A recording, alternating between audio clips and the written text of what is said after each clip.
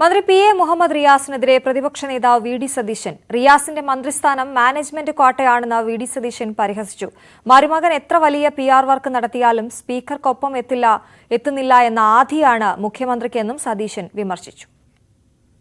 മരുമകൻ എത്ര വലിയ PR വർക്ക് നടത്തിയിട്ടും സ്പീക്കറോടൊപ്പം എത്തുന്നില്ല എന്നുള്ള ആധിയാണ് സ്പീക്കറെ പരിഹാസപാത്രമാക്കി പ്രതിപക്ഷത്തിന്റെ ശത്രുവാക്കി മാറ്റി നിയമസഭാ നടപടിക്രമങ്ങളെ അട്ടിമറിക്കാൻ വേണ്ടി മുഖ്യമന്ത്രിയുടെ നേതൃത്വത്തിൽ നടക്കുന്ന കുടുംബ അജണ്ടയാണ് ഇപ്പൊ സഭയിൽ നടക്കുന്നത്.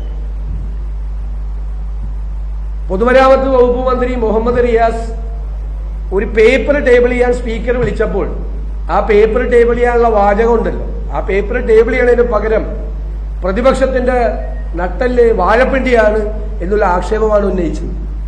എന്ത് അധികാരമാണ് അയാൾക്കുള്ളത്? എന്ത് അധികാരമാണ് അയാൾക്കുള്ളത്? മാനേജ്മെന്റ് കോട്ടയിൽ മന്ത്രിയായ ഒരാൾ പ്രതിപക്ഷത്തെ അധിക്ഷേപിക്കാനുള്ള എന്ത് അവകാശമാണ് അദ്ദേഹത്തിനുള്ളത്?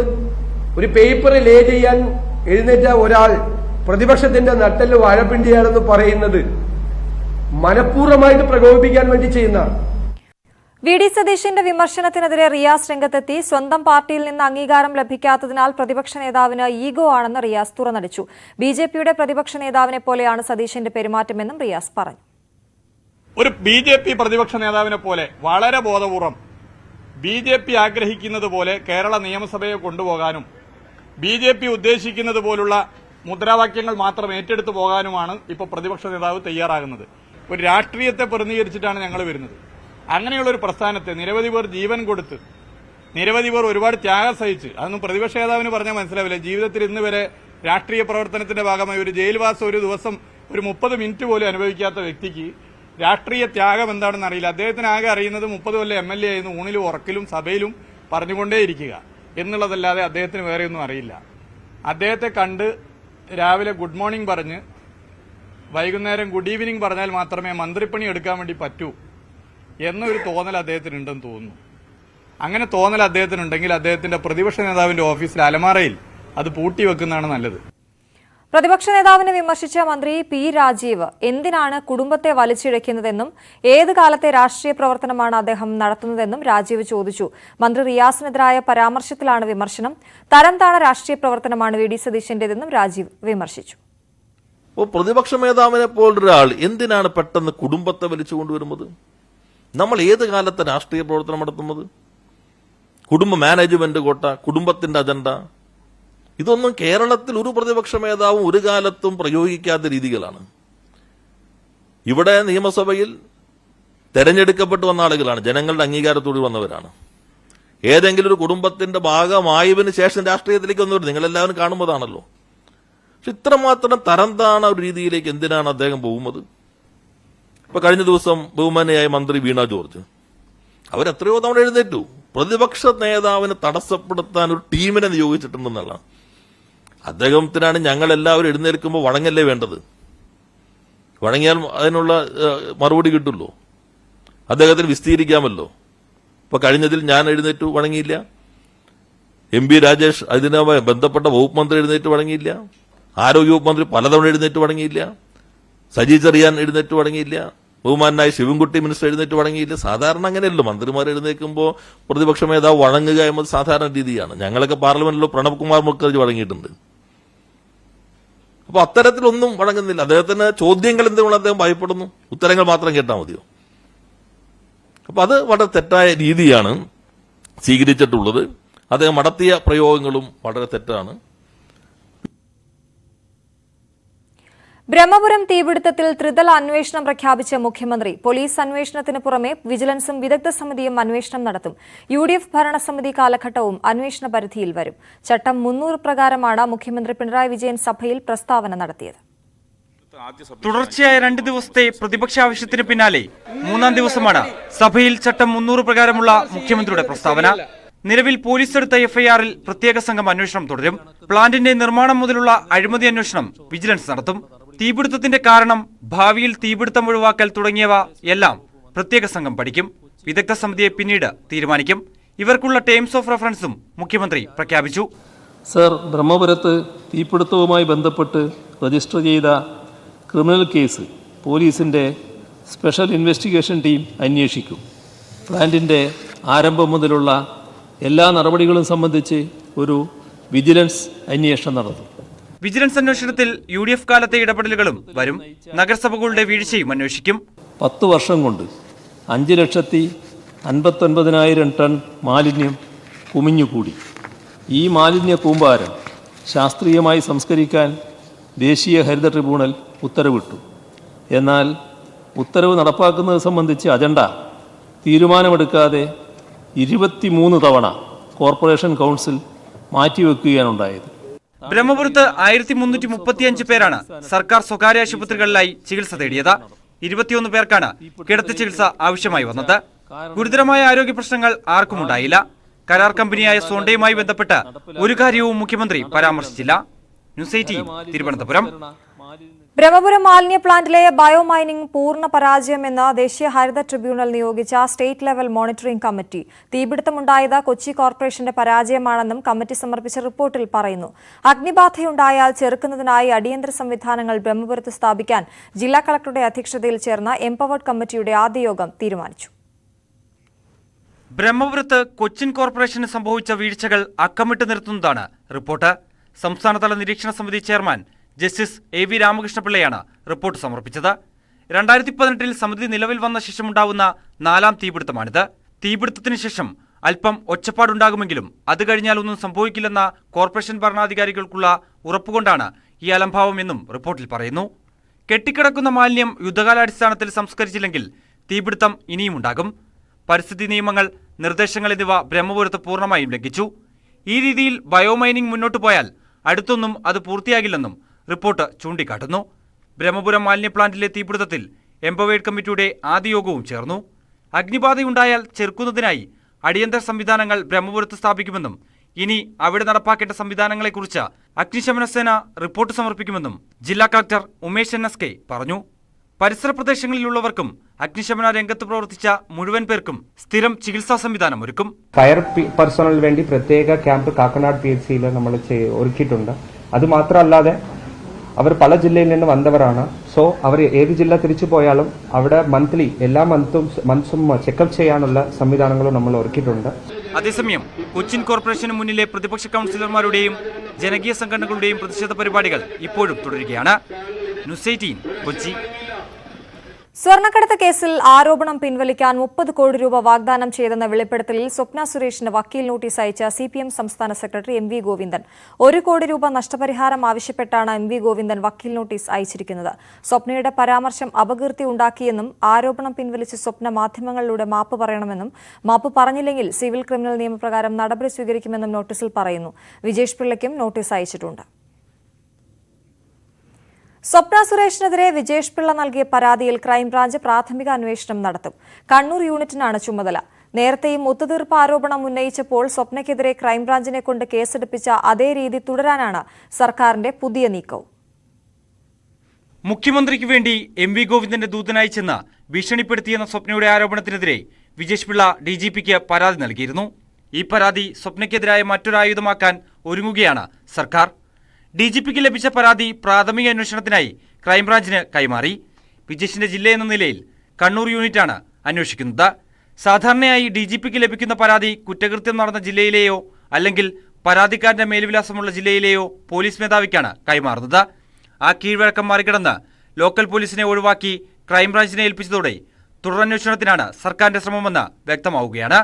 നേരത്തെ ഷാജ് കിരൺ വഴി ഒത്തുതീർപ്പിന് ശ്രമമെന്ന ആരോപണം ഉയർന്നപ്പോൾ ക്രൈംബ്രാഞ്ചിലെ പ്രത്യേക സംഘത്തെ കൊണ്ട് സ്വപ്നയ്ക്കെതിരെ ഗൂഢാലോചന കുറ്റം ചുമത്തി കേസെടുത്തിരുന്നു.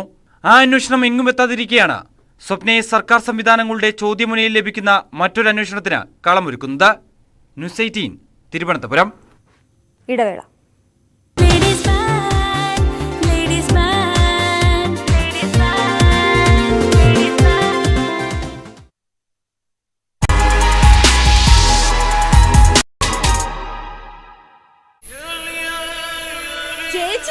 വാർഡ് കയ്യേറ്റം ചെയ്തു എന്നാണ് പ്രതിപക്ഷം ആരോപിക്കുന്നത്. ഇപ്പോൾ കടുത്ത പ്രതിഷേധം സ്പീക്കർക്കെതിരെ പ്രതിപക്ഷാംഗങ്ങളുടെ ഭാഗത്തു നിന്നും പ്രതിപക്ഷ അംഗങ്ങൾ സ്പീക്കറുടെ ഓഫീസ് ഉപരോധിച്ച് പ്രതിഷേധിക്കുന്നു.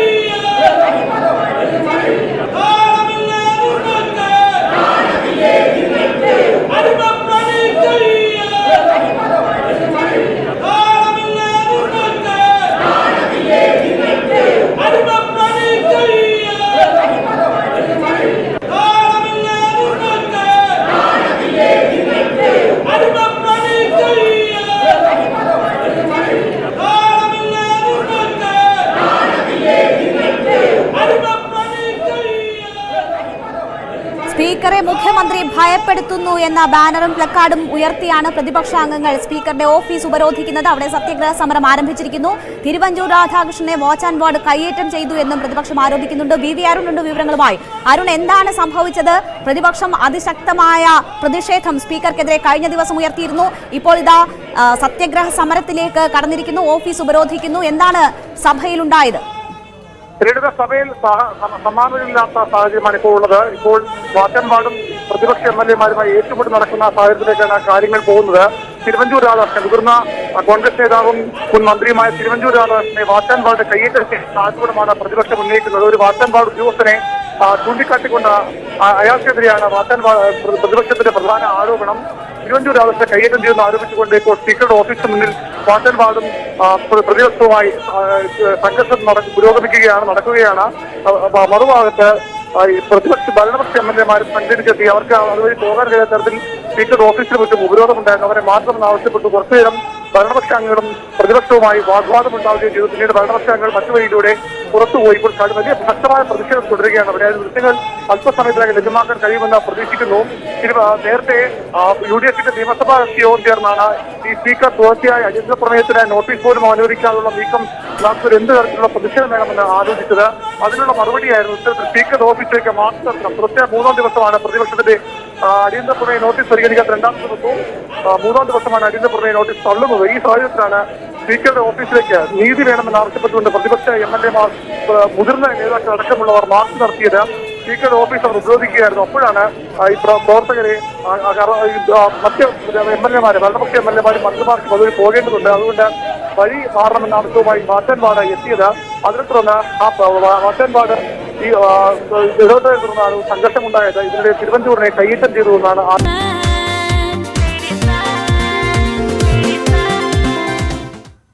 വീണ്ടും വാർത്തയിലേക്ക്. സംസ്ഥാന കോൺഗ്രസിൽ അനുനയ നീക്കം. നേതൃത്വവുമായി ഇടഞ്ഞു നിൽക്കുന്ന നേതാക്കളുമായി AICC general secretary KC Venugopal വീണ്ടും കൂടിക്കാഴ്ച നടത്തും. K മുരളീധരനും MK രാഘവനും നേതൃത്വത്തോടുള്ള എതിർപ്പ് ഹൈക്കമാൻഡിനോട് പരസ്യമാക്കി. അതേസമയം പ്രശ്നപരിഹാരത്തിന് കേരളത്തിന്റെ ചുമതലയുള്ള AICC general secretary Tariq Anwar വൈകാതെ തിരുവനന്തപുരത്ത് എത്തും. സംസ്ഥാന കോൺഗ്രസ് നേതൃത്വത്തോടുള്ള അമർഷം MK രാഘവന് പിന്നാലെ K മുരളീധരനും പരസ്യമാക്കിയതോടെയാണ് ഒരിടവേളയ്ക്ക് ശേഷം കോൺഗ്രസിൽ വീണ്ടും കലാപക്കൊടി ഉയരുന്നത്. സ്വപ്ന സുരേഷ് ഉയർത്തിയ വിവാദങ്ങളുടെ പേരിൽ സംസ്ഥാന സർക്കാർ പ്രതിരോധത്തിൽ നിൽക്കുന്ന സാഹചര്യത്തിൽ പ്രതിപക്ഷം സമരരംഗത്ത് ശക്തമാകേണ്ട സമയത്താണ് നേതാക്കളുടെ വാക്പോര് കോൺഗ്രസ് നേതൃത്വത്തെ പ്രതിരോധത്തിലാക്കുന്നത്. കേരളത്തിൽ നിന്നുള്ള MP-മാരുമായി AICC സംഘടനാകാര്യ ജനറൽ സെക്രട്ടറി KC വേണുഗോപാൽ കഴിഞ്ഞ ദിവസം കൂടിക്കാഴ്ച നടത്തിയിരുന്നു. ഇനി മത്സരിക്കാനില്ലെന്ന് കടുത്ത നിലപാടിലേക്ക് മുരളീധരനും രാഘവനും നീങ്ങിയതോടെ അനുനയ നീക്കങ്ങളുടെ വേഗം കൂടി. പ്രശ്നപരിഹാരത്തിനായി AICC ജനറൽ സെക്രട്ടറി താരിഖ് അൻവറിനെ ഹൈക്കമാൻഡ് നേതൃത്വം ചുമതലപ്പെടുത്തി. അതേസമയം പാർട്ടിയിൽ കൂടിയാലോചനകൾ നടക്കുന്നില്ലെന്ന പരസ്യ വിമർശനം ഉന്നയിച്ച നേതാക്കൾക്കെതിരെ നടപടിയെടുക്കാനുള്ള KPCC നേതൃത്വത്തിന്റെ തീരുമാനത്തിനെതിരെ ഗ്രൂപ്പ് വ്യത്യാസമില്ലാതെ മുതിർന്ന നേതാക്കൾ രംഗത്തെത്തിയിട്ടുണ്ട്. ന്യൂസ് 18 ഡൽഹി, തിരുവനന്തപുരം. KSRTC-യിൽ 2ാം ഗഡു ശമ്പളം നൽകുന്നത് വൈകും. സർക്കാർ അനുവദിച്ച ധനസഹായം മതിയാകില്ല. ഇന്ധനത്തിനുള്ള തുകയെടുത്ത് ശമ്പളം നൽകാനാണ് മാനേജ്മെന്റ് ശ്രമം. അതേസമയം KSRTC-യുടെ 4 ഡിപ്പോകൾ സ്വിഫ്റ്റിന് കൈമാറിയേക്കും. തിരുവനന്തപുരത്തെ 4 ഡിപ്പോകളാണ് സ്വിഫ്റ്റിന് കൈമാറുന്നത്. മാനേജ്മെന്റ് നടപടിക്കെതിരെ CITU യൂണിയൻ അടക്കം എതിർപ്പുമായി രംഗത്തുണ്ട്. ശസ്ത്രക്രിയയ്ക്ക് ശേഷം വയറ് തുന്നിക്കെട്ടാനാകാതെ ദുരിതത്തിലായ കൊല്ലം പത്തനാപുരം സ്വദേശി ഷീബയെ വിദഗ്ധ ചികിത്സയ്ക്കായി കൊച്ചിയിലെ സ്വകാര്യ ആശുപത്രിയിലേക്ക് മാറ്റി. ഡോക്ടർമാരുടെ അനാസ്ഥ ചൂണ്ടിക്കാട്ടി KB ഗണേഷ് കുമാർ നിയമസഭയിൽ നടത്തിയ പ്രസ്താവനയ്ക്ക് പിന്നാലെയാണ് സൗജന്യ ചികിത്സയ്ക്ക് കളമൊരുങ്ങിയത്. അവരെ അഡ്മിറ്റ് ചെയ്തില്ല. ശ്രീകുമാർ എന്നൊരു ഡോക്ടറാണ്. അദ്ദേഹമാണ് ഈ സർജറി ചെയ്യാനുള്ള സർജറിയുടെ ചുമതലയുള്ള. അദ്ദേഹം അഡ്മിറ്റ് ചെയ്തില്ല, അദ്ദേഹം മാറിക്കളഞ്ഞു. സൂപ്രണ്ട് പറഞ്ഞു അഡ്മിറ്റ് ചെയ്യണം. വീണ്ടും അവർ പറഞ്ഞു തിരിച്ചു നോക്കണം പറഞ്ഞു. ഈ ശ്രീകുമാർ RC ശ്രീകുമാർ എന്നാണ് അദ്ദേഹത്തിന്റെ പേര്. അദ്ദേഹം ജനറൽ സർജറി വിഭാഗത്തിന്റെ തലവനാണ് എന്നാണ് അറിയുന്നത്. സ്വന്തം മണ്ഡലത്തിലെ രോഗിയുടെ ദുരിത ജീവിതം നിയമസഭയിൽ വൈകാരികമായി ഉന്നയിച്ചത് ഫലം കണ്ടു. പത്തനാപുരം വാഴപ്പാറ സ്വദേശിയായ ഷീബയ്ക്ക് സൗജന്യ ചികിത്സ നൽകുമെന്ന് കൊച്ചി ആസ്റ്റർ മെഡിസിറ്റി വാഗ്ദാനം ചെയ്തു. ഗണേഷ് കുമാറിന്റെ MLA ഓഫീസിൽ നിന്നുള്ള വാഹനത്തിലാണ് ഷീബ കൊച്ചിയിലേക്ക് പോയത്. വയറുവേദനയെ തുടർന്ന് കഴിഞ്ഞ വർഷം ഫെബ്രുവരിയിൽ നടത്തിയ പരിശോധനയിലാണ് ഷീബയുടെ ഗർഭാശയത്തിൽ മുഴ കണ്ടെത്തിയത്. തുടർന്ന് കൊല്ലത്തെ ഉപാസന ആശുപത്രിയിൽ ശസ്ത്രക്രിയ നടത്തി. 1.5 മാസത്തിനു ശേഷം ആരോഗ്യനില മോശമായതോടെ കൊല്ലം ജില്ലാ ആശുപത്രിയിൽ വീണ്ടും ശസ്ത്രക്രിയ നടത്തി. എന്നാൽ വേദനയ്ക്ക് ഒട്ടും ശമനമുണ്ടായില്ല. പാരിപ്പള്ളി മെഡിക്കൽ കോളേജിലും ചികിത്സ തേടി. ഭേദമാകാതെ വന്നതോടെ തിരുവനന്തപുരം മെഡിക്കൽ കോളേജിൽ ശസ്ത്രക്രിയയ്ക്ക് വിധേയയായി. ശസ്ത്രക്രിയയ്ക്ക് ശേഷം ഒരു ദിവസം പോലും മെഡിക്കൽ കോളേജിൽ കിടത്തി തുടർ ചികിത്സ നൽകാൻ അധികൃതർ തയ്യാറായില്ല. ഓപ്പറേഷൻ നടത്തിയ ഭാഗം തുന്നിക്കെട്ടാതെയായിരുന്നു ഇതുവരെയുള്ള ഷീബയുടെ ജീവിതം. മെച്ചപ്പെട്ട ചികിത്സയിലൂടെ ദുരിത ജീവിതത്തെ മറികടക്കാമെന്ന പ്രതീക്ഷയിലാണ് ഷീബ. ന്യൂസ് 18 കൊല്ലം. കൊച്ചിയിൽ യുവതിയുടെ ആത്മഹത്യാ ശ്രമം. തൃശൂർ സ്വദേശിയായ യുവതിയാണ് ദേഹത്ത് പെട്രോൾ ഒഴിച്ച് തീ കൊളുത്താൻ ശ്രമിച്ചത്. നാട്ടുകാരും പോലീസും ചേർന്ന് ആത്മഹത്യാ ശ്രമം തടഞ്ഞു. യുവതിയെ ആശുപത്രിയിൽ പ്രവേശിപ്പിച്ചു. ക്രൈം നന്ദകുമാറിനെതിരെ ആരോപണങ്ങൾ ഉന്നയിച്ചാണ് യുവതി ആത്മഹത്യയ്ക്ക് ശ്രമിച്ചത്.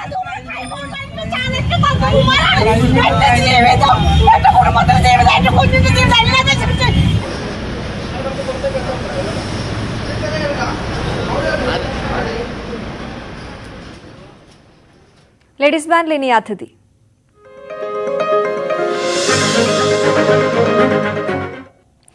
ഇന്ന് നമുക്കൊപ്പം അതിഥിയായി എത്തിയിരിക്കുന്നത് സിംഗ് സൗണ്ട് റെക്കോർഡിസ്റ്റായ അമൃത് ശങ്കറാണ്. ഏറെ ജനപ്രിയമായ നിരവധി വെബ് സീരീസുകൾ തെലുങ്കിലും തമിഴിലും ഹിറ്റായ ആ സീരീസുകൾക്ക് പുറമെ പുഷ്പ 2 വിശേഷങ്ങളൊക്കെ അമൃതിനോട് നമുക്ക് ചോദിക്കാനുണ്ട്. അമൃത്, സ്വാഗതം ലേഡീസ് ബാൻഡിലേക്ക്. ചെന്നൈയിലാണ് അമൃത് ഉള്ളത്. അമൃത്, എന്താണ് ഏറ്റവും പുതിയ വിശേഷം? ഇപ്പൊ പറഞ്ഞ പോലെ തന്നെ പുഷ്പ 2 ആണ് ഏറ്റവും പുതിയ ലേറ്റസ്റ്റ് ആയിട്ടുള്ള വിശേഷം. ഞങ്ങൾക്ക് എല്ലാവർക്കും വലിയ അഭിമാനമാണ് ഇത്തരത്തിൽ മലയാളികൾ ഇന്ത്യൻ സിനിമയുടെ വലിയ ഭാഗമാകുമ്പോൾ. അത് ഞങ്ങൾക്ക് ഇവിടെയുള്ള മലയാളികൾ വളരെ അഭിമാനത്തോടെയാണ് നിങ്ങളെയൊക്കെ കാണുന്നത്. അതിൻ്റെ ഒരു എക്സ്പീരിയൻസ് ഞങ്ങൾക്കറിയാം. പൂർണ്ണമായും ആ ചിത്രത്തെക്കുറിച്ച് പറയാൻ ഇപ്പോൾ സാധിക്കില്ല, എങ്കിൽ പോലും ഞങ്ങളോട് പങ്കുവയ്ക്കാൻ കഴിയുന്ന വിശേഷങ്ങൾ, ആ സന്തോഷം എന്തൊക്കെയാണ്? പുഷ്പ 2 ആക്ച്വലി ഇപ്പോ ഇത് കൺസ്ട്രക്ഷൻ സ്റ്റേജിൽ തന്നെയാണ്. ഷൂട്ടിംഗ് പുരോഗമിച്ചുകൊണ്ടിരിക്കുകയാണ്. കാര്യമായിട്ട് വലിയ സീക്വൻസിലേക്ക് നീങ്ങിയിട്ടില്ല. It's just begun. അത് തന്നെയാണ് അതിന്റെ ഒരു main thing. And talking about more about it,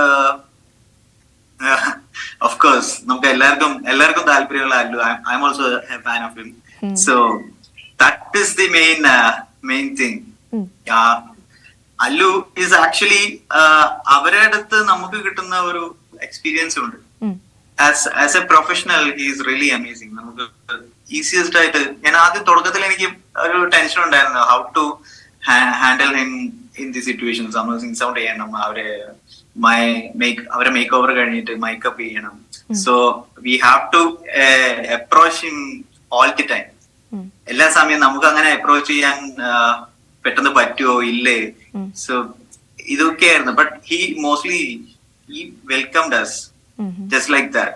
നമ്മള് അവരുടെ അടുത്ത് ഭയങ്കര കംഫർട്ടായി. That's one main thing. ഒപ്പം നമ്മുടെ ഫഹദ് ഉണ്ടല്ലോ. Yeah, of course. Fahad, I met him at the caravan and we spoke quite a lot. നല്ലൊരു എക്സ്പീരിയൻസ് ആണ്. ഇവര് പ്രൊഫഷണൽസിന്റെ കൂടെ വർക്ക് ചെയ്യുന്ന it's an amazing experience. നമ്മളെക്കാളും ഒരുപാട് എത്രയോ കാലം സിനിമയിലുണ്ട്, സിനിമയെ നന്നായിട്ട് അറിയാം. And each and every moment with dum is a time for us to learn. എന്തെങ്കിലുമൊക്കെ നമുക്ക് ഇങ്ങനെ അറിഞ്ഞുകൊണ്ടിരിക്കും അവരുടെ കൂടെ വർക്ക് ചെയ്യുമ്പോഴും അവരുടെ കൂടെ ടൈം സ്പെൻഡ് ചെയ്യുമ്പോഴും ഈവൻ സംസാരിക്കുമ്പോൾ പോലും യെസ്, നമുക്ക് ഒരുപാട് നോളജസ് ആണ് നമുക്ക് ഇങ്ങനെ ഷവർ ചെയ്തുകൊണ്ടിരിക്കുന്നത്. ഓക്കെ, അമൃതിന് ഈ സിംഗ് സൗണ്ട് മലയാളിക്ക് ഇപ്പൊ അങ്ങ് സുപരിചിതമായി വരുന്നതേ ഉള്ളൂ. പക്ഷെ അവർ ഒരുപാട് ഇഷ്ടപ്പെടുന്നുണ്ട് എന്ന് ഇപ്പൊ കഴിഞ്ഞ സിനിമകളൊക്കെ തെളിയിക്കുകയും ചെയ്തു. എന്താണ് സിംഗ് സൗണ്ടിനെ കുറിച്ച് പറയാനുള്ളത്? അത് എത്രത്തോളം ബുദ്ധിമുട്ടുള്ള ഒരു കാര്യമാണ്? Yes, of course sync sound കുറച്ച് ബുദ്ധിമുട്ടുള്ള കാര്യം തന്നെയാണ്. നമ്മൾ സെറ്റ് ഓൾമോസ്റ്റ് എവറി ടൈം നമ്മൾ സെറ്റ് നമ്മുടെ കൺട്രോളിലിരിക്കണം. So basically main set discipline എന്നൊരു കാര്യമുണ്ട്. It actually works a lot. Even ഒരു ആർട്ടിസ്റ്റിന് പോലും അവരുടെ dialogue they have to learn it. Prompting എന്നുള്ള അങ്ങനെ ഒരു പരിപാടിയേ ഇല്ല. So they have to learn their dialogues by heart ആയിട്ട്. അത് ആലോചിച്ച് എടുത്ത് പറയണം. And we get that emotion very right. Sync sound കൊണ്ടുള്ള ഒരു മെച്ചം അതാണ്. സോ ഈ ഒരു സാധനം ചെയ്തെടുക്കണമെങ്കിൽ തന്നെ ഇറ്റ്സ് റിയലി ടഫ്. അവർക്കൊരു പീസ്ഫുൾ അറ്റ്മോസ്ഫിയർ നമ്മൾ ഒരുക്കി കൊടുക്കണം. I mean the set has to be very silent. ഇതൊരു ടാസ്ക് ആണ്. നമുക്ക് അത് ഇത്തിരി പാടാണ്. ബട്ട് മലയാളത്തിൽ ഇപ്പോൾ almost everyone knows pretty much. ഇഷ്ടമാണ് മലയാളികൾക്ക് ഒരുപാട് അല്ലെ സിംഗ് സൗണ്ട്? മലയാളികൾ ഒരുപാട് അത്യാവശ്യം അതിലേക്ക് നന്നായിട്ട് വന്നു കഴിഞ്ഞു. ഇനിയിപ്പോ അടുത്ത നമ്മുടെ നെയ്ബറിംഗ് സ്റ്റേറ്റ്സ് ഇനിയും വരാനുണ്ട്. And I'm trying it to make it happen. അതുകൊണ്ടാണ് ആ സൂഴൽ സീരീസും ആ 2 വെബ് സീരീസും തമിഴ് ആൻഡ് ഓഫ് കോഴ്സ് തെലുഗുവിൽ ഇപ്പൊ Pushpa. So everything is doing in sync sound. ഞാൻ ആ വെബ് സീരീസിന്റെ വിശേഷങ്ങളിലേക്ക് വരാം. അതിനു മുമ്പ് ഈ സിംഗ് സൗണ്ട് എന്ന് പറയുമ്പോൾ അവിടെയുള്ള കൃത്യം, അതായത് ആ സീനിൽ സംഭവിക്കുന്നത്, ഇപ്പൊ നമുക്കൊരു ഉദാഹരണത്തിന് എടുക്കുകയാണെങ്കിൽ ഒരു വിവാഹമാണ് ഈ സീനിലുള്ളതെങ്കിൽ അതിൽ നമുക്ക് വേണ്ട സൗണ്ട് നമുക്ക് കൃത്യമായിട്ട് കിട്ടുകയും വേണം, അവിടെ കുറയേണ്ട സൗണ്ട് കുറയുകയും വേണം. അതിന്റെ ഒരു ശരിക്കും പറഞ്ഞാൽ അതിന്റെ ഒരു കെമിസ്ട്രി, അതായത് എങ്ങനെയാണ് അത് ചെയ്യേണ്ടത് എന്നുള്ള രീതിയിൽ ശരിക്കും അത്രയും കഷ്ടപ്പാടുണ്ട് അല്ലെ? അത് ഒരു പ്രിപ്പറേഷൻ ആണ്. ലെറ്റ്സ് സേ ഇപ്പൊ പറഞ്ഞ പോലെ വിവാഹം ഒരു സീക്വൻസ് ഷൂട്ട് ചെയ്യുകയാണെന്നുണ്ടെങ്കിൽ ഓൾമോസ്റ്റ് ഒരു സീൻ ഡിവിഷൻസ് എല്ലാം ഡയറക്ടർ ഡിപ്പാർട്ട്മെന്റ് സൈഡിൽ ചെയ്തു വെച്ചിട്ടുണ്ടാവും. So for sound department side also we have to അങ്ങനെ ഒരു ഡിവിഷൻ നമ്മളും കരുതി വെക്കണം. ലേയേഴ്സ് ഓഫ് സൗണ്ട് ഈ ഒരു സിറ്റുവേഷനിൽ നമുക്ക് എന്തൊക്കെ ലേയേഴ്സ് ഓഫ് സൗണ്ട് നമുക്ക് ആവശ്യമുണ്ട്, എന്തൊക്കെ ലേയേഴ്സ് ഇപ്പൊ ആവശ്യമില്ല, നമ്മൾ പോസ്റ്റ് പ്രൊഡക്ഷനിൽ ചെയ്യാം. ഇപ്പൊ പ്രൊഡക്ഷനിൽ നമുക്ക് എന്തൊക്കെ ലേയേഴ്സ് നമ്മൾ റെക്കോർഡ് ചെയ്യണം, ഇതെല്ലാം നമ്മുടെ മൈൻഡ് സ്പേസിൽ ഒരു ധാരണ വേണം. ആ ധാരണ വെച്ചിട്ട് മുന്നോട്ട് ഓരോരോ ലെയർ ആയിട്ട് നമ്മൾ റെക്കോർഡ് ചെയ്തെടുത്ത് പോകണം. അങ്ങനെയാണ് അതിന്റെ ഒരു സ്ട്രക്ചർ. ഈ ലെയറിംഗ് ഈ പ്രീ പ്ലാനിങ് അത്യാവശ്യ ഘടകമാണ് ഇങ്ങനെയുള്ള സിറ്റുവേഷൻസ് വരുന്ന സമയത്ത്. നോർമലി എല്ലാ സീൻസും വർക്ക് ചെയ്യുമ്പോൾ ഫ്യൂ ലെയേഴ്സ്. ഇപ്പോ ഇങ്ങനത്തെ ഈ ഒരു എൻഗേജ്മെന്റോ കല്യാണോ അങ്ങനത്തെ ഒരു സിറ്റുവേഷൻ വരികയാണെന്നുണ്ടെങ്കിൽ it's a lot of scapes, ഒരുപാട് കാര്യങ്ങളുണ്ടാവും. ഇതെല്ലാ ലേയേഴ്സും നമുക്ക് വേണം. ഈ കല്യാണത്തിന്റെ കാര്യം പറയുമ്പോഴാണ് പെട്ടെന്ന് തിങ്കളാഴ്ച നിശ്ചയത്തിലേക്ക് വരികയാണെങ്കിൽ അതിന്റെ ഒരു എങ്ങനെയായിരുന്നു അതിന്റെ ഒരു എക്സ്പീരിയൻസ് ആ സിനിമയുടെ? ഈ പറഞ്ഞ ലെയറിംഗ് ആണ് ആ ഫിലിമില് ആക്ച്വലി ചെയ്തിരിക്കുന്നത്. നമ്മൾ ലൊക്കേഷൻ സൗണ്ട് ഓൾമോസ്റ്റ് നമ്മള് റിയൽ ലൈഫിൽ നമ്മൾ അങ്ങനെ ഒരു സിറ്റുവേഷനിൽ വന്നെത്തിയ എങ്ങനെയുണ്ടാവും, നമ്മൾ എന്തൊക്കെ കേൾക്കുന്നു, എന്തൊക്കെ ചർച്ചകൾ സംഭവിക്കാം. ഇപ്പൊ ഇവിടെ ഒരു ആക്ഷൻ നടക്കുകയാണെന്ന് തിങ്കളാഴ്ച നിശ്ചയത്തിൽ ഒരു അടുക്കളയിൽ ഒരു സീക്വൻസ് നടക്കുന്നത്, അവരുടെ ആ കോൺവെർസേഷൻ പോരാതെ എക്സ്റ്റീരിയർ ചുറ്റുവട്ടത്ത് നടക്കുന്ന കാര്യങ്ങൾ കൂടിയും ലെയർ ചെയ്ത് റെക്കോർഡ് ചെയ്തു. ഇൻ റെക്കോർഡിംഗിൽ തന്നെ നമ്മൾ ആ ഒരു ബാക്ക്ഗ്രൗണ്ടിൽ നടക്കുന്ന കാര്യങ്ങള് അതും കൂടി റെക്കോർഡ് ചെയ്തിട്ടാണ് ഇത് റെൻഡർ ചെയ്ത് എടുത്തിരിക്കുന്നത്. സോ ബേസിക്കലി അവിടെ ഒരു ഡിസൈൻ തന്നെ സംഭവിച്ചിട്ടുണ്ട്. അങ്ങനെയാണ് തിങ്കളാഴ്ച നിശ്ചയത്തിന്റെ മേക്കിംഗ് തന്നെ. ഞാൻ ആദ്യം ഞാനത് ഡയറക്ടർ അടുത്ത് ആ ഒരു പോയിന്റ് സംസാരിച്ചപ്പോ he welcome it and we try together to get this thing happen in this particular space. നല്ല രസമായിട്ട് ചെയ്തു. ഈവൻ എല്ലാ ആർട്ടിസ്റ്റുകളും എല്ലാവരുടെയും നല്ലൊരു കോപ്പറേഷൻ ഉണ്ടായിരുന്നു. അത് കൂടുതലും പുതുമുഖങ്ങളായിരുന്നല്ലോ അല്ലെ ആ സിനിമയിൽ? അതിന്റെ ഒരു ബുദ്ധിമുട്ടെങ്കിലും എന്തെങ്കിലും ഉണ്ടായിരുന്നോ? ഇല്ല, അവരെ കൊണ്ട് യാതൊരു ബുദ്ധിമുട്ടും ഉണ്ടായിട്ടില്ല. നമ്മള് ആക്ഷൻ പറയുന്നു, അവരുടെ സൈഡ് ഡെലിവർ ചെയ്യുന്നു, നമ്മുടെ സൈഡ് ഡെലിവർ ചെയ്യുന്നു, ഡിഒപിയുടെ സൈഡിൽ ഡെലിവർ ചെയ്യുന്നു. എല്ലാവരും ഭയങ്കര ഒരു ടൈറ്റ് ആക്ട് ആണ്. ഒരൊറ്റ നല്ലൊരു കോസിന് വേണ്ടിയിട്ട് എല്ലാരും ഒന്നിച്ച് ഒരുപോലെ സിങ്ക്രണൈസ് ചെയ്തിട്ട് വർക്ക് ചെയ്യും. അത് ബ്യൂട്ടിഫുൾ എക്സ്പീരിയൻസ്. അങ്ങനെ ഞാനൊരു സംശയം ചോദിച്ചോട്ടെ, ആ സിനിമ പെട്ടെന്ന് മൈൻഡിലേക്ക് വന്നോണ്ടാണ്. നമ്മുടെ അതിനകത്തൊരു അടി കൊടുക്കുന്ന സീൻ ഉണ്ടായിരുന്നല്ലോ, ചെകിടിലൊരു അടി കൊടുക്കുന്ന ഒരു സീൻ ഉണ്ടായിരുന്നല്ലോ, അതിന്റെ ഒരു അതെങ്ങനെയായിരുന്നു? അത് നമുക്ക് കേൾക്കുന്ന സൗണ്ട് അത് എക്സാക്ട് അങ്ങനെ തന്നെയാണ്? അത് തന്നെയാണ്, റിയൽ ആയിട്ട് തന്നെ ചെയ്തതാണ്. ആക്ച്വലി അർജുൻ അത് അറിഞ്ഞിരുന്നില്ല അത് അങ്ങനെ റിയൽ ആയിട്ട് അടി വീഴുന്നുള്ളൂ. അത് ഞാനൊരു ഇന്റർവ്യൂവിൽ കണ്ടിരുന്നു, പുള്ളി പറയുന്നത് ഞാൻ അറിഞ്ഞിരുന്നില്ല അങ്ങനെ ഒരു സംഭവം ഉണ്ട് എന്നുള്ളത്. അതുകൊണ്ട് ആ കൃത്യ എക്സ്പ്രഷൻ കിട്ടിയെന്ന്. ആക്ച്വലി അത് പറഞ്ഞു അങ്ങനെയായിട്ട് ചെയ്യാൻ അർജുൻ അറിയണ്ടെന്ന് പറഞ്ഞു. So she went and just slapped. ഞാനും അത് റെക്കോർഡിംഗിൽ ഞാനും അത് അറിഞ്ഞിരുന്നില്ല കേട്ടോ, ഇങ്ങനെ ഒരു പ്ലാൻ ഇതിന്റെ ഉള്ളിൽ നടന്നിരുന്നു എന്നുള്ളത് ഞാൻ അറിഞ്ഞിരുന്നില്ല. പെട്ടെന്ന് അടി വീണ സമയത്ത് ഞാനിങ്ങനെ മനസ്സിൽ കരുതാ, ഇത് നല്ലൊരു അടിയാണല്ലോ, എനിക്ക് അത് ഇമ്പാക്ട് ഫീൽ ചെയ്യുന്നുണ്ട്. ഇവന് അടി കൊണ്ടിട്ട് എന്നൊരു ശബ്ദം കൂടെ. അതെ തീർച്ചയായിട്ടും. അത് ഗംഭീരമായിരുന്നു. ആ ഒരു സിനിമയുടെ ഏത് സീൻ എടുത്താലും അതിന്റെ ഒരു ഒറിജിനാലിറ്റി അത് നമുക്ക് ശരിക്കും കിട്ടും. അത് തന്നെയാണല്ലോ അവാർഡ് തിലകത്തിലേക്ക് ആ സിനിമ എത്തിച്ചതും. ഇപ്പൊ താങ്കൾ പറഞ്ഞതുപോലെ ഈ സിനിമയെ കുറിച്ച് അല്ലെങ്കിൽ നമ്മൾ എന്താണ് ചെയ്യാൻ പോകുന്നത്, സ്ക്രിപ്റ്റിൽ എന്താണ് എന്നുള്ളത് പൂർണ്ണമായും ഈ സിംഗ് സൗണ്ട് റെക്കോർഡ് ചെയ്യുന്ന താങ്കളെ പോലെയുള്ളവർ അറിഞ്ഞിരിക്കണം അല്ലെ? അറിഞ്ഞിരിക്കണം. എന്താണ് സിനിമയിൽ, എങ്ങനെയാണ് അത് റേറ്റ് ചെയ്യാൻ പോകുന്നത്. എനിക്ക് അത് തുടക്കത്തിൽ ഒരു സൗണ്ട് റെക്കോർഡിസ്റ്റ് ആരായാലും തുടക്കത്തിൽ അവർക്കൊരു പ്രീ പ്ലാൻ വെക്കാൻ സാധിക്കും. ഇങ്ങനെ കഥ അറിഞ്ഞു കഴിഞ്ഞാൽ കഥയിൽ നിന്നുള്ള കണക്റ്റുകൾ, അതായത് ഷോർട്ട് തമ്മിലുള്ള കണക്റ്റുകൾ, സീനുകൾ തമ്മിലുള്ള കണക്റ്റുകൾ, ഈ കണക്റ്റുകളൊക്കെ നമുക്ക് ശബ്ദത്തിന്റെ എലിമെന്റുകൾ ട്രാൻസിഷൻ പോലെ ഉപയോഗിക്കാൻ സാധിക്കും. ഇത് ചെയ്യണമെന്നുണ്ടെങ്കിൽ കഥ കൃത്യമായിട്ട് അറിഞ്ഞിരുന്ന അതെ, അതാണ് ഞാൻ ചോദിക്കാൻ വന്നത്. സാധാരണ ഒരാൾക്ക് ആ സീൻ പറഞ്ഞു കൊടുത്താൽ മതിയാവും. പക്ഷെ ഈ താങ്കൾ പറഞ്ഞതുപോലെയുള്ള ഈ കണക്ഷൻ, ഈ കൃത്യമായിട്ടുള്ള ഈ കഥ, അല്ലെങ്കിൽ അതിലുള്ള ഉണ്ടാകുന്ന ഈ ആരൊക്കെയാണ്, ഏതൊക്കെ ശബ്ദമാണെന്നുള്ളത് അടക്കം എല്ലാം പൂർണ്ണമായും അറിയണം അല്ലെ ഈ സിംഗ് സൗണ്ട് ചെയ്യുമ്പോൾ? അതെ അതെ അതെ, മുഴുവനായിട്ടും നമ്മൾ ആ ഒരു സ്കേപ്പ് എങ്ങനെയാണ് എന്ന് അറിഞ്ഞിരിക്കണം. എന്നാലേ ഓരോ സിനിമക്കും ഓരോ ശബ്ദ രീതികളുണ്ട്. ചിലത് വളരെ ലൗഡായിരിക്കും, ചിലത് വളരെ സബ്റ്റിൽ വേയിലായിരിക്കും ചെയ്യുന്നുണ്ടാവുക. സോ ഇത് ഏത് പാറ്റേൺ നമ്മൾ സ്വീകരിക്കണം എന്നുള്ളത് ഇതിന്റെ കഥ അറിഞ്ഞാൽ മാത്രമേ സാധിക്കുകയുള്ളൂ. ഈവൻ ഡയറക്ടേഴ്സ് ആയിട്ടുള്ള ഒരു കോൺവെർസേഷന് ശേഷം നമ്മളെ ഐഡിയോളജി അത് കറക്റ്റ് ആണോ ഇല്ലേ എന്നുള്ളത് ഡയറക്ടർ തീരുമാനിക്കും. അങ്ങനെ മതി, ഇങ്ങനെ മതി, ഓക്കെ. നമ്മൾ ചെയ്യാൻ ഉദ്ദേശിച്ച സംഗതിയും ഡയറക്ടർ ചെയ്യാൻ അവർക്ക് വേണ്ട കാര്യം ഓൾമോസ്റ്റ് ഒരേ ലെവലിൽ നമ്മൾ ആ വേവ് ലെങ്ത് മാച്ച് ചെയ്യും. എന്നിട്ട് ഓക്കെ. എല്ലാവർക്കും ഉള്ളൊരു സംശയമായിരിക്കും, സിനിമയിൽ പൂർണ്ണമായിട്ട് സിംഗ് സൗണ്ട് പറ്റുമോ ഒരു സിനിമയിൽ എന്നുള്ളത്? സിനിമയിൽ പൂർണ്ണമായിട്ട് സിംഗ് സൗണ്ടുകൾ പറ്റും. അങ്ങനെ പറ്റുമെന്ന് തെളിയിച്ചതാണ് തിങ്കളാഴ്ച ദൃശ്യം.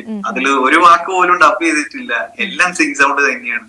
അത് എല്ലാവരുടെയും കോർഡിനേഷൻ നല്ല രീതിക്ക് സംഭവിക്കുമ്പോ ഇത് സാധ്യമാവും.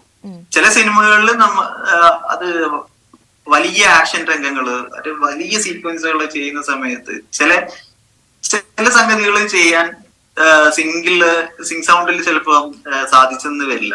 അങ്ങനെയും സംഭവിക്കാറുണ്ട്. ബട്ട് മോസ്റ്റ്ലി എന്റെ ഒരു കൺസെപ്റ്റ് പൂർണ്ണമായിട്ടും ചെയ്യണം എന്നുള്ളതാണ്. അതെ അമൃത, അതൊരു വലിയ വെല്ലുവിളിയല്ലേ? കാരണം പലപ്പോഴും നമ്മൾ കേട്ടിട്ടുണ്ട് ഈ ഡബിങ്ങിലൊക്കെ വരുമ്പോഴത്തേക്കിനും സിനിമയുടെ ചില കാര്യങ്ങൾ ചിലപ്പോൾ ചെയ്യാൻ പറ്റാതെ പോയ, ഷൂട്ടിൽ ചെയ്യാൻ പറ്റാതെ പോയ കാര്യങ്ങൾ ഡബിൽ ചെയ്ത് ചേർക്കാൻ പറ്റുമെന്നൊക്കെയുള്ള. അപ്പൊ അങ്ങനെയൊന്നും പറ്റാതെ ഒരു സിനിമ പൂർണ്ണമായിട്ടും സിംഗ് സൗണ്ട് എന്ന് പറയുന്നത് വളരെ ഒരു റിസ്ക് ഫാക്ടർ ഉണ്ടല്ലേ അതിനകത്ത്?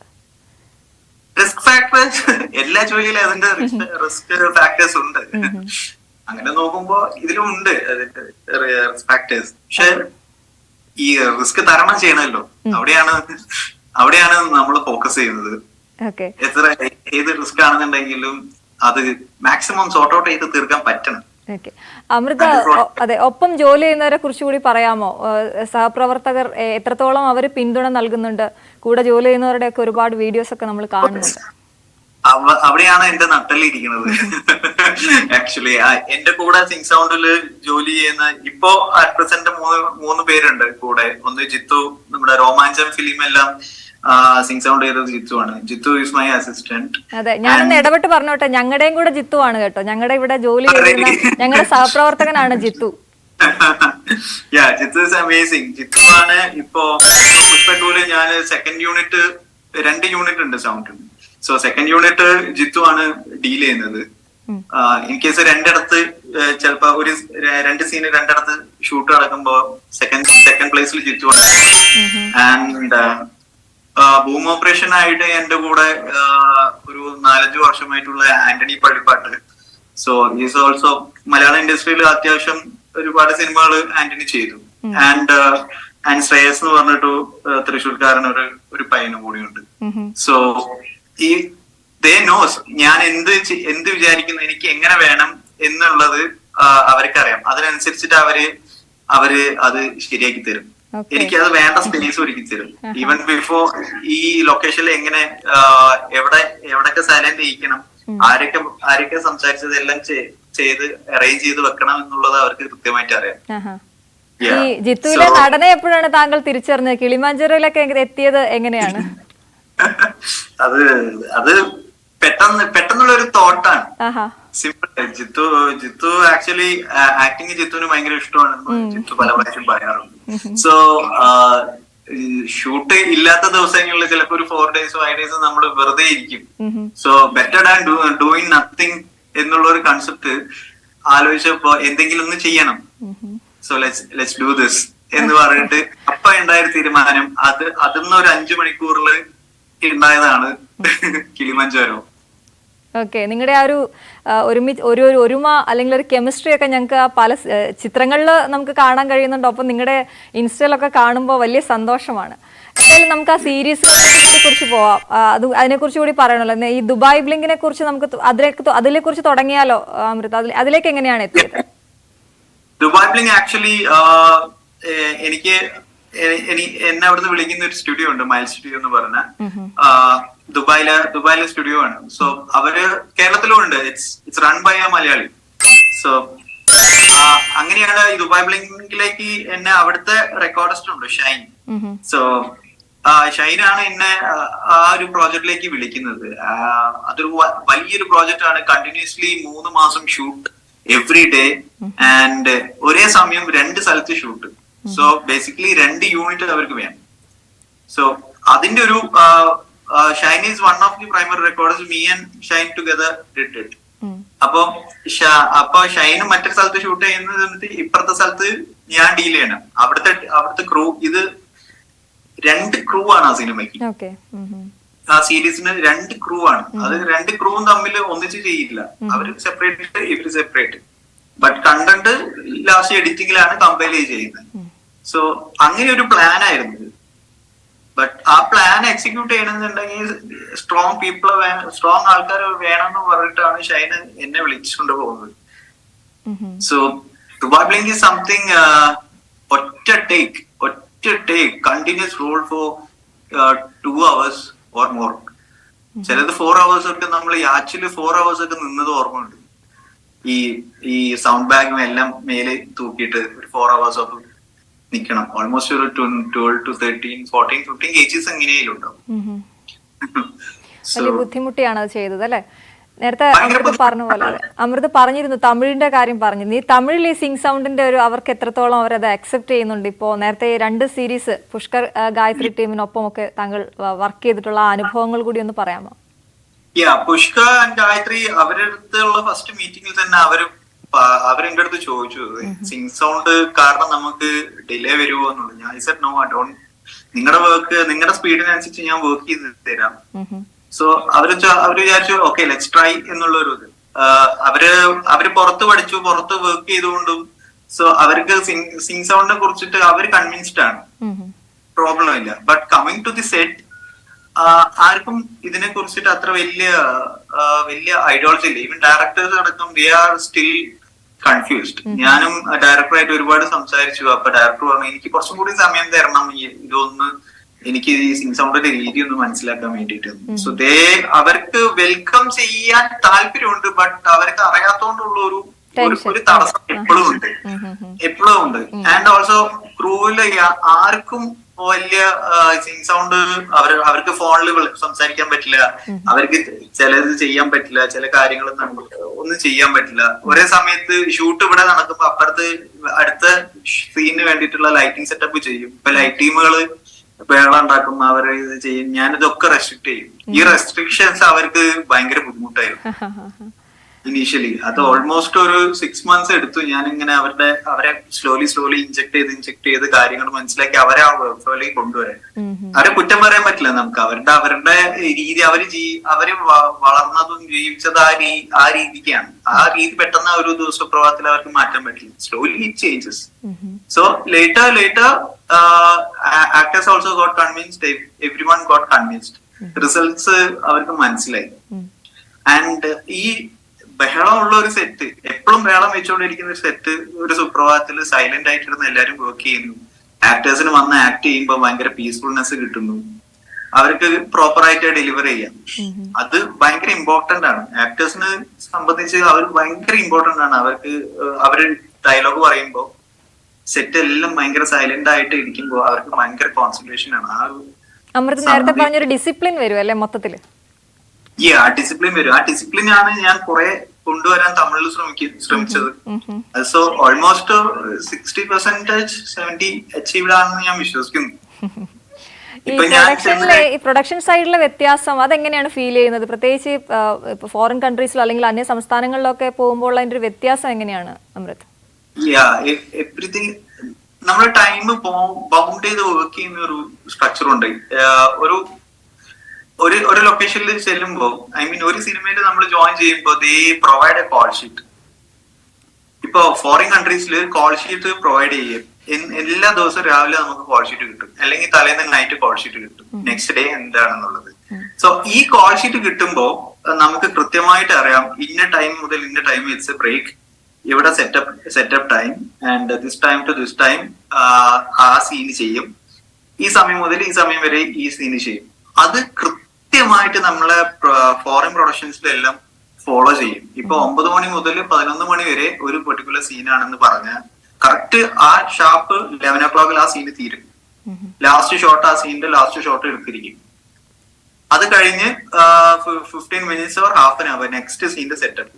അതിന്റെ ഉള്ളിൽ നമ്മൾ സെറ്റപ്പ് ചെയ്തിരിക്കണം. അവര് 11:30 സ്റ്റാർട്ട് ചെയ്യുന്ന പറഞ്ഞാൽ 11:30 അവർ സ്റ്റാർട്ട് ചെയ്യും. സോ ഈ ടൈം ബൗണ്ട് ഭയങ്കര രസമാണ്. ഈ പുറത്തുള്ള കൺട്രീസിൽ നമ്മൾ വർക്ക് ചെയ്യുമ്പോൾ കൃത്യമായിട്ട് നമുക്ക് കാര്യങ്ങൾ പ്ലാൻ ചെയ്ത് എക്സിക്യൂട്ട് ചെയ്ത് പോവാം. ഈ ടൈമിൽ ബാറ്ററി മാറ്റേണ്ടത് ബാറ്ററി മാറ്റാം. ഈ ആർട്ടിസ്റ്റ് ഈ ഒരു ടൈമിൽ ചെന്ന് കഴിഞ്ഞാൽ ആർട്ടിസ്റ്റ് റെഡി ആയിരിക്കും. എല്ലാം കറക്റ്റ് കോർഡിനേറ്റഡ് ആയിരിക്കും. ബട്ട് നമ്മള് ഇന്ത്യയിൽ വർക്ക് ചെയ്യുമ്പോൾ ഇത് പലപ്പോഴും സംഭവിക്കാറില്ല. നമ്മള് വി ഹാവ് ടു വെയിറ്റ്. നമ്മള് ചില കാര്യങ്ങൾ ഈ ഒരു വർക്ക് ഫ്ലോയിൽ പോകുന്ന സമയത്ത് ആ വർക്ക് ഫ്ലോ ബ്രേക്ക് ചെയ്തിട്ടായിരിക്കും വേറെ ഡിപ്പാർട്ട്മെന്റ് വർക്ക് ചെയ്യുക. സോ ഇങ്ങനെ ഒരു പ്രോബ്ലം ഉണ്ട്. മലയാളത്തില് ഐ തിങ്ക് ഓൾമോസ്റ്റ് കുറെയൊക്കെ ശരിയായി. എന്നാലും ചെറിയ ചെറിയ അങ്ങനെയുള്ള വർക്ക് ഫ്ലോയിൽ ചെറിയ പ്രശ്നങ്ങളുണ്ട്. അത് പക്ഷെ പറഞ്ഞാൽ പെട്ടെന്ന് കറക്റ്റ് ആവും. തമിഴില് പക്ഷെ നമുക്ക് ഈ ഒരു റീകറക്റ്റിംഗ് ഉണ്ടല്ലോ, വർക്ക് ഫ്ലോ പോവുക എന്ന് പറയുന്നത് ഒരുപാട് സമയമെടുത്ത് അത് സംഭവിക്കുള്ളൂ. ശരി അമൃത്, എന്തായാലും നമ്മൾ അവസാനിപ്പിക്കാനുള്ള സമയമായതുകൊണ്ട് ഞാൻ ഇടപെടുകയാണ്. വളരെയധികം നന്ദി ഞങ്ങൾക്ക് ഇത്രയും സമയം തന്നതിന്. ഒപ്പം പുഷ്പ 2-ന് എല്ലാവിധ ആശംസകളും. താങ്കളുടെ മുന്നോട്ടുള്ള എല്ലാ യാത്രയ്ക്കും ആശംസകൾ നേരുകയാണ്. താങ്ക് യു സോ മച്ച് ഞങ്ങൾക്ക് അതിഥിയായി എത്തിയത്. വീണ്ടും വാർത്തയിലേക്ക്. കളിയാക്കിയവർക്കും തളർത്താൻ ശ്രമിച്ചവർക്കുമുള്ള മറുപടിയാണ് കോഴിക്കോട് സ്വദേശി ഫാത്തിമയുടെ ജീവിതം. എല്ലാം അവസാനിച്ചെന്ന് തോന്നിയിടത്ത് നിന്നും ആരംഭിച്ച ജീവിതമാണ് ഫാത്തിമയെ ശാരീരികവും മാനസികവുമായി കരുത്തുള്ള വനിതയാക്കി മാറ്റിയത്. അതിന് പിന്നിൽ അനുഭവിച്ച യാതനയുടെ കഥയുണ്ട് ഇവർക്ക് പറയാൻ.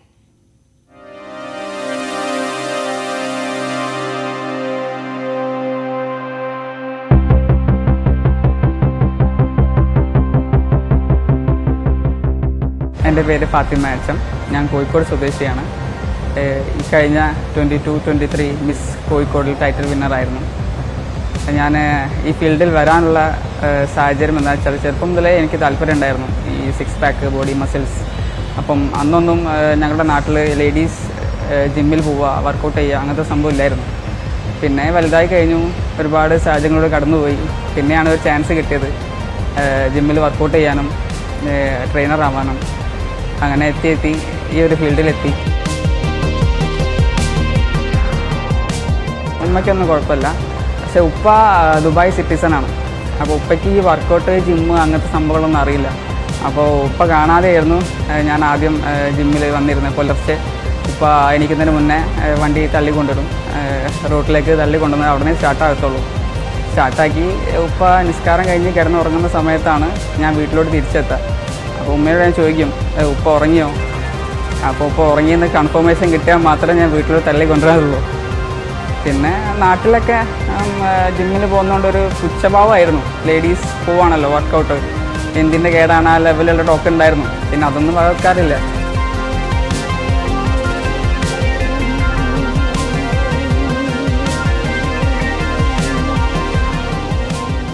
രാവിലെ എഗ് വൈറ്റൊക്കെ കഴിച്ചിട്ടാണ് വരിക ലൈറ്റായിട്ട്.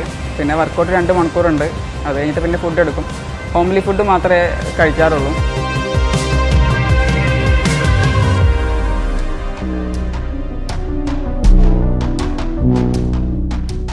+1 കംപ്ലീറ്റ് ചെയ്തിട്ടില്ല.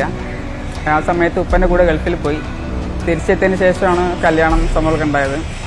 ഒരു എന്താ പറയുക, ചെറുതായിട്ടൊരു സൈക്കോ അങ്ങനെ പറയാം. കല്യാണം കഴിഞ്ഞ് ഞങ്ങൾ ഹൈദരാബാദ് പോയി. ഹൈദരാബാദിൽ വെച്ചാണ് ഫസ്റ്റായിട്ട് ഒരു പീഡനം എന്ന് പറയാം. ഫസ്റ്റായിട്ട് എന്തിനാണ് നിസ്സാര കാര്യം മതി, ജസ്റ്റ് ഒന്ന് ക്ലീൻ ചെയ്യുന്നതിൽ എന്തെങ്കിലും ജസ്റ്റ് പൊടി എന്തോ ഉണ്ടെങ്കിൽ അപ്പടിയ. ഫസ്റ്റായിട്ട് കിട്ടിയത് അതിനായിരുന്നു. അവിടെ എത്തി ജസ്റ്റ് ഒരു ഞങ്ങളുടെ ലഗേജ് ഉണ്ടല്ലോ, ലഗേജ് എടുത്ത് വെക്കാത്തതിൽ ഒരടി വന്നു. അന്ന് ജസ്റ്റ് ഒന്ന് പൊന്നിച്ചങ്ങനെ തലയിൽ കൂടെ പറക്കുന്നത് എങ്ങനെയാണെന്ന് അന്നാണ് മനസ്സിലായത്. പിന്നെ പുറത്ത് പോകുന്ന സമയത്തൊക്കെ ഹൈദരാബാദാണ്, ഈ ലാംഗ്വേജിൻ്റെ പ്രശ്നമുണ്ട്. ഹിന്ദി വലിയ ഐഡിയ ഒന്നുമില്ല. ആ സമയത്ത് ഒരു പുറത്തുനിന്ന് ലോക്ക് ചെയ്തിട്ട് പൂട്ടിട്ടിട്ടാണ് പോവുക പുറത്ത് പോകുമ്പോൾ. എന്നിട്ട് തിരിച്ച് വന്നാലും പൂട്ട് അങ്ങേരെ തന്നെ തുറക്കുന്നത്. എന്നാലും ഉള്ളിലെത്തിയിട്ട് റൂം, കിച്ചൺ, ബാത്റൂമൊക്കെ നോക്കും. കട്ടിൻ്റെ അടിയിലൊക്കെ ആരെങ്കിലുമൊക്കെ ഉണ്ടോ, പിന്നെ ഡ്രസ്സൊക്കെ അയച്ച് നോക്കും, മേലിൽ എന്തെങ്കിലും അടയാളങ്ങളുണ്ടോ എന്നൊക്കെ അങ്ങനെയൊക്കെ ചെക്ക് ചെയ്യായിരുന്നു. അങ്ങനെ ഉമ്മ ആ സമയത്ത് ഗൾഫിലായിരുന്നു. അപ്പം ഉമ്മക്ക് നാട്ടിൽ വരണമെന്ന് പറഞ്ഞപ്പം ഉമ്മയ്ക്ക് എന്താ കഴിക്കാൻ ഇഷ്ടം എന്ന് എന്നോട് ചോദിച്ചു. അപ്പം ഞാൻ പറഞ്ഞു ഉമ്മ തിരിച്ചു കഴിക്കാത്ത എന്ത് കഴിക്കും, ജസ്റ്റ് കോമഡി പോലെ പറഞ്ഞതാണ്. അതിന് ഇങ്ങനെ എന്താക്കി ഫുഡ് കഴിച്ചുകൊണ്ടിരിക്കുകയായിരുന്നു. അപ്പം തലയിൽ കൂടെ ചിക്കൻ കറി എടുത്തൊഴിക്കുന്നു. പിന്നെ ആ സമയത്ത് ഞാൻ എന്താ പറയുക, ചിക്കൻ കറിയിൽ കുളിച്ചിരിക്കുകയായിരുന്നു. എന്നോട് പറഞ്ഞു ഫുഡ് കഴിക്കുക. ഞാൻ പറഞ്ഞു ഫുഡ് വേണ്ട, വയറ് നിറഞ്ഞു, കഴിക്കടി എന്ന് പറഞ്ഞിട്ട് ആ ഫുഡൊക്കെ എടുത്ത് മുഖത്ത് തേച്ച് വന്നു. കണ്ണിലും മൂക്കിലും ഒക്കെ ആയി. അങ്ങനെ ഞാൻ തപ്പിപ്പിടിച്ച് ഇങ്ങനെ കിച്ചണിൽ പോയി മുഖം വാഷ് ചെയ്യുന്ന സമയത്ത് ബാക്കിൽ നിന്ന് എന്തോ ഒരു സൗണ്ട് കേൾക്കുന്നുണ്ട്. അപ്പം നോക്കുമ്പോൾ ഇങ്ങനെ കത്തിയോണ്ട് എൻ്റെ മുടി മുറിക്കുന്നു.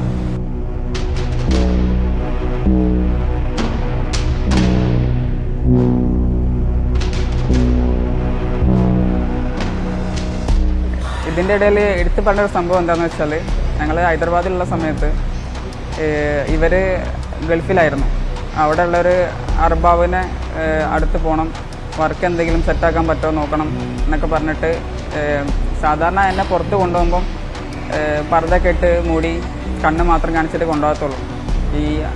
ആ പ്രാവശ്യം പോയപ്പം എന്നെക്കൊണ്ട് ഡ്രസ്സ് ഇടിച്ചു, ഫാൻസി ഐറ്റംസൊക്കെ ഇടിപ്പിച്ചു, മേക്കപ്പ് ചെയ്യിപ്പിച്ചു എന്നല്ല കൊണ്ടുപോയത്. എന്നിട്ട് അങ്ങേര് ഈ അറബിയെ കണ്ടിട്ട് എന്നെ ആ റൂമിലാക്കിയിട്ട് ഇങ്ങോട്ട് പുറത്തേക്ക് പോവുക ചെയ്തത്. പിന്നാണ് എനിക്ക് മനസ്സിലായത് ഇയാൾ എന്നെ സെയിൽ ചെയ്യാൻ വേണ്ടി കൊണ്ടുവന്നാന്നുള്ളത്.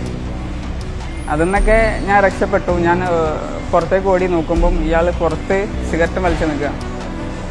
അപ്പം ഇത് കണ്ടപ്പം എനിക്ക് കത്തി. അപ്പോഴാണ് കറക്റ്റ് എനിക്ക് ഓടുന്നത് ഇതിനു വേണ്ടി കൊണ്ടുവന്നാന്നുള്ളത്.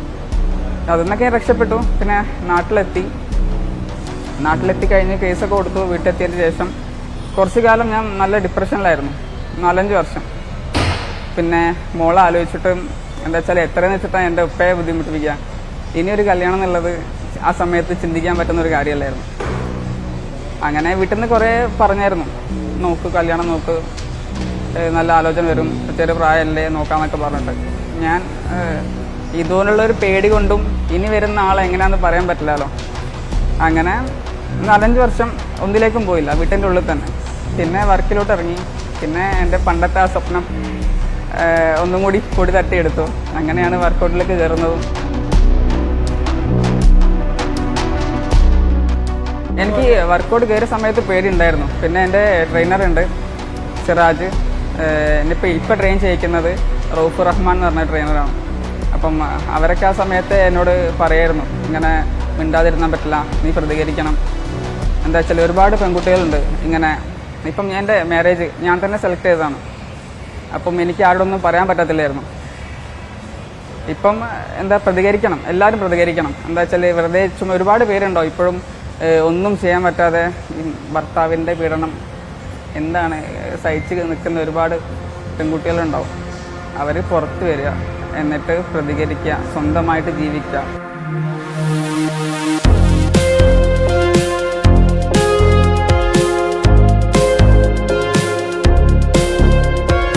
ഫാത്തിമ ആദ്യം നമ്മൾ എടുത്തു വരുമ്പോൾ ഭയങ്കര ഷൈ ആയിരുന്നു, അങ്ങനെ സംസാരിക്കാനൊക്കെ ഭയങ്കര ഷൈ ആയിരുന്നു. അതേപോലെ ഒരു 48 kg ഉണ്ടായിരുന്നുള്ളൂ ആ സമയം. അപ്പോൾ നമ്മൾ പറഞ്ഞ ഈ ഒരു ഇൻസിഡൻ്റ് എല്ലാം അറിഞ്ഞ സമയത്ത് നമ്മൾ ഫാത്തിമയോട് എന്നാൽ റിയാക്ട് ചെയ്യണം, വുമൻസ് റിയാക്ട് ചെയ്യണം എന്നുള്ളത് ഫാത്തിമയോട് പറഞ്ഞ്, എന്നാൽ നമുക്ക് എഗെയിൻസ്റ്റ് ആയിട്ട് വന്ന് നമുക്ക് മാന്യമായ രീതിയിൽ പറഞ്ഞു കൊടുക്കണം. അങ്ങനെ ഓരോ സ്റ്റെപ്പ് ബൈ സ്റ്റെപ്പായി ഇമ്പ്രൂവ് ആയി. വർക്കൗട്ട് ബോഡി എങ്ങനെ ഇമ്പ്രൂവ് ആവുന്നോ അതേപോലെ തന്നെ ഫാത്തിമയുടെ ക്യാരക്ടറും മാറി മാറി വന്ന് ഇപ്പം അത്യാവശ്യം ഒരു ഇതായിട്ട് സംസാരിക്കാനും കാര്യങ്ങളൊക്കെ ഉള്ള ഒരാളാണ് ഇപ്പോൾ ഫാത്തിമ. അങ്ങനെ ക്യാരക്ടർ വൈസ് തന്നെ ഫാത്തിമ മാറി.